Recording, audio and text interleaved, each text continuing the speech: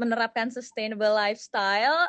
Mbak Deni tadi udah ngebahas tentang water recycling dan menurut Mas Niko sendiri nih, misalnya dari kan pasti sering mungkin keliling-keliling Indonesia melihat tempat-tempat yang belum tereksplor, jadi melihat langsung gitu ya gimana sih keadaan di sana. Dan kalau aku boleh tanya nih, kalau dari soal air gitu ya, kalau yang dari Mas Niko lihat di kondisi Indonesia, lingkup ketersediaan air yang layak gitu dan juga sanitasi yang baik itu udah mendukung dan juga terjalani belum nih Mas Niko? Ya kalau dari jalan-jalan tentu saya nggak bisa melihat semuanya. Mungkin Mbak Asri lebih punya banyak datanya. Tapi ya memang itu memang menjadi tanggung jawab saya rasa semua pihak ya untuk bisa memastikan masyarakat mendapatkan sumber air dan juga sanitasi yang baik di setiap rumahnya gitu.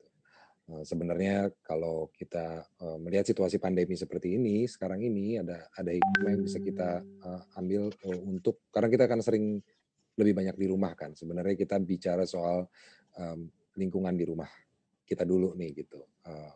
Kalau misalnya biasanya kita lebih banyak menghabiskan waktu di luar rumah, di kantor, di jalan, atau traveling gitu. Kali ini kita lebih banyak di rumah dan tentu yang paling uh, apa namanya yang paling banyak waktunya adalah di rumah untuk melihat kembali apa sih rumah kita sendiri nih gimana nih gitu, ketersediaan airnya, cara kita membuangnya, apakah jarak antara air buangan dan air yang mau diambil sudah cukup gitu. Jadi sebenarnya ini kesempatan untuk kita menggali lagi sebenarnya apa yang ada di sekitar rumah kita. Oke, nah kalau dalam lingkungannya Mas Niko sendiri nih, apa sih yang udah diterapin sama Mas Niko untuk menjalani sustainable lifestyle ini? Kalau kaitannya dengan rumah, mungkin ada sedikit sama tadi dengan Denia. Saya menggunakan solar cell untuk lampu di rumah, lalu juga membuat banyak sumur resapan gitu.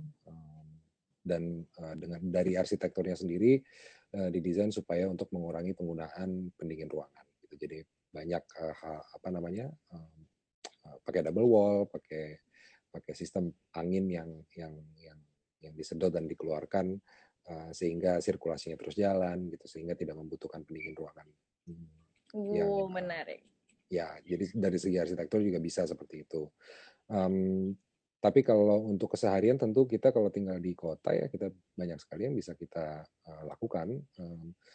Yang pertama save energy, mengurangi energi mungkin kalau dari rumah seperti kalau misalnya tidak bisa gitu ganti solar panel, kita bisa menggunakan lampu LED yang lebih hemat listrik, itu jauh sekali sebenarnya daya yang dipakai. Lalu juga pemakaian air, lebih bijak dalam memakai air, tidak boros, jangan lupa tutup keran, ini hal-hal kecil yang sangat penting. Lalu juga memperhatikan pembuangan airnya kemana.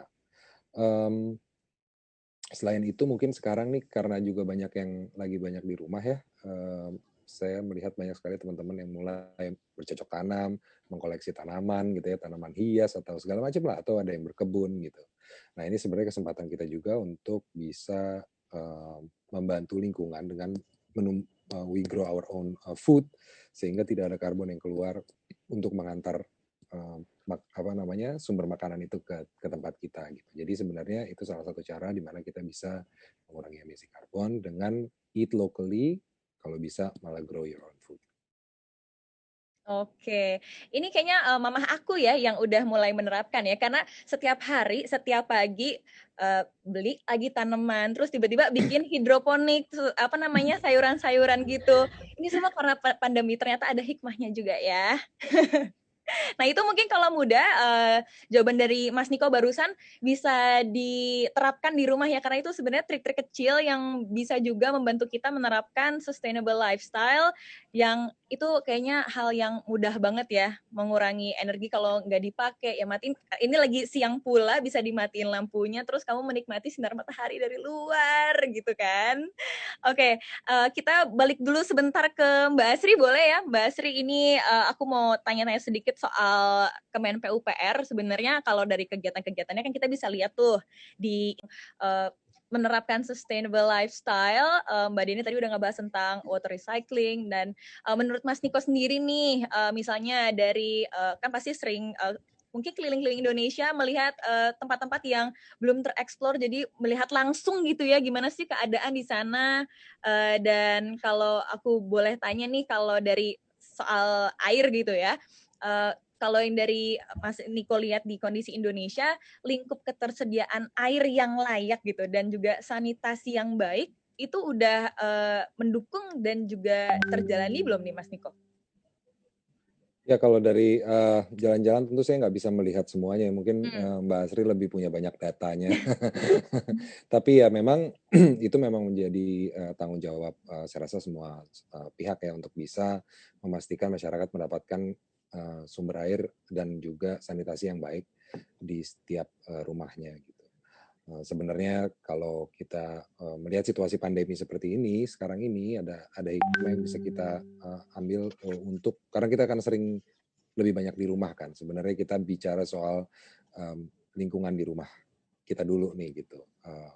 Kalau misalnya biasanya kita lebih banyak menghabiskan waktu di luar rumah, di kantor, di jalan atau traveling gitu. Kali ini kita lebih banyak di rumah dan tentu yang paling uh, apa namanya yang paling banyak waktunya adalah di rumah untuk melihat kembali apa sih rumah kita sendiri nih gimana nih gitu, ketersediaan airnya, cara kita membuangnya, apakah jarak antara air buangan dan air yang mau diambil sudah cukup gitu. Jadi sebenarnya ini kesempatan untuk kita menggali lagi sebenarnya apa yang ada di sekitar rumah kita.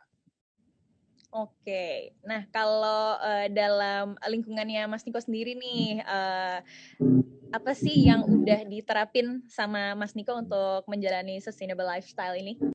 Kalau kaitannya dengan rumah, mungkin ada sedikit sama tadi dengan Denia. Saya menggunakan solar cell untuk lampu di rumah, lalu juga membuat banyak sumur resapan gitu. Dan dengan dari arsitekturnya sendiri didesain supaya untuk mengurangi penggunaan pendingin ruangan. Gitu. Jadi banyak pakai double wall, pakai sistem angin yang disedot dan dikeluarkan sehingga sirkulasinya terus jalan gitu sehingga tidak membutuhkan pendingin ruangan yang Menarik. ya jadi dari segi arsitektur juga bisa seperti itu. Tapi kalau untuk keseharian tentu kita kalau tinggal di kota ya kita banyak sekali yang bisa kita lakukan. Yang pertama save energy, mengurangi energi mungkin kalau dari rumah seperti kalau misalnya tidak bisa gitu ganti solar panel, kita bisa menggunakan lampu LED yang lebih hemat listrik, itu jauh sekali sebenarnya daya yang dipakai. Lalu juga pemakaian air, lebih bijak dalam memakai air, tidak boros, jangan lupa tutup keran, ini hal-hal kecil yang sangat penting. Lalu juga memperhatikan pembuangan airnya kemana. Selain itu mungkin sekarang nih karena juga banyak yang lagi banyak di rumah ya, saya melihat banyak sekali teman-teman yang mulai bercocok tanam, mengkoleksi tanaman gitu ya, tanaman hias atau segala macam lah, atau ada yang berkebun gitu.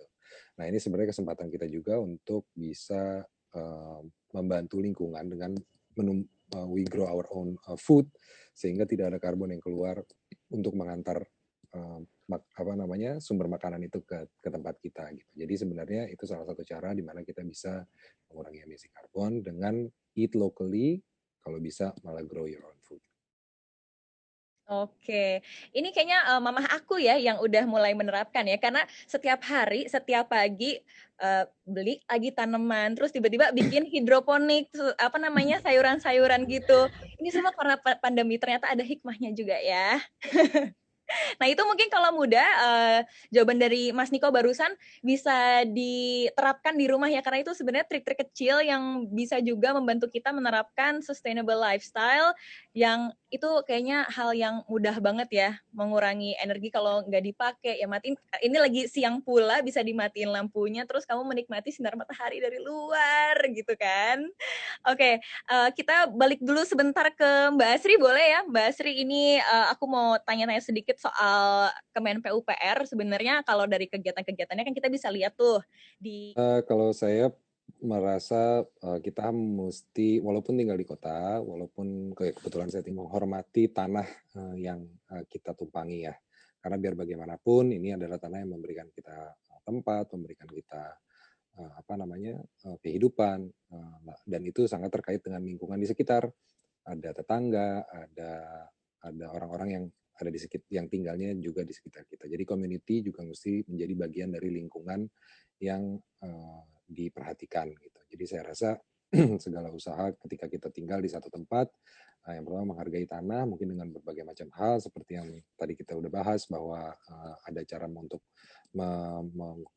membuang airnya, cara mendapatkan airnya itu juga diperhatikan karena juga kita punya tetangga gitu ya. Jadi kita juga harus lebih bijak dalam hal itu. Menghijaukan tentu akan menjadi sangat baik, apalagi kita tinggal di Indonesia yang memang aslinya tanahnya tuh hijau, ditumbuhi pohon-pohonan kebanyakan. Jadi kalau kita punya ruang terbuka hijau di rumah atau di kota gitu ya, mungkin kita mudah-mudahan punya lebih banyak lagi ruang terbuka hijau di kota, tentu kualitas hidup kita akan lebih baik. Dan kalau itu bisa kita bawa ke rumah kita sendiri, kalau nggak ada lahannya pun kita mungkin bisa bercocok tanam supaya paling tidak melihat bagaimana apa namanya tanaman itu tumbuh dan bisa memberikan kita sesuatu sehingga kita bisa menghormati dan juga bisa menghargai alam yang ada di sekitar kita dan juga komunitas.